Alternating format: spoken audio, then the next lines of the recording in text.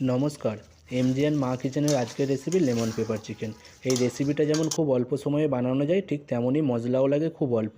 তাই সবার প্রথমে ধুয়ে রাখা চিকেনে দিয়ে দেবো 100 গ্রাম টক দই, 1 চামচ গোলমরিচ গুঁড়ো, 1 চামচ গুঁড়ো গরম মশলা, 1 চামচ আদা রসুন বাটা, স্বাদমতো লবণ ও 1 চামচ লেবুর রস। সব কিছুকে ভালোভাবে মাখিয়ে একটা ঢাকনা দিয়ে 20 মিনিট ঢেকে রেখে দেবো। এখানে বলে রাখি, লেবুতে আছে ভিটামিন সি, যা রোগ প্রতিরোধ ক্ষমতা বাড়ায়। রয়েছে সাইট্রিক অ্যাসিড, যা হজমে সাহায্য করে। টক দই রয়েছে ক্যালসিয়াম, যা হাড় ও দাঁত মজবুত রাখে। গোলমরিচ মস্তিষ্কের কার্যকারিতা বাড়ায়, সর্দি কাশি থেকে মুক্তি দেয়। এইবার চিকেনগুলোকে হাই ফ্লেমে 4 মিনিট উল্টে পাল্টে লাল লাল করে ভেজে নেব।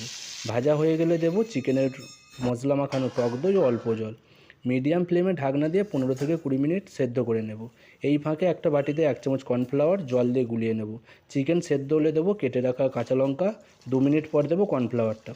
এই সময় লো ফ্লেম করে চিকেনটাকে অনবরত নাড়তে থাকতে হবে। সবশেষে কুচানো ধনেপাতা ও স্লাইড করে কেটে রাখা লেবু দিয়ে মিশিয়ে নামিয়ে নিলেই রেডি লেমন পেপার চিকেন। নমস্কার।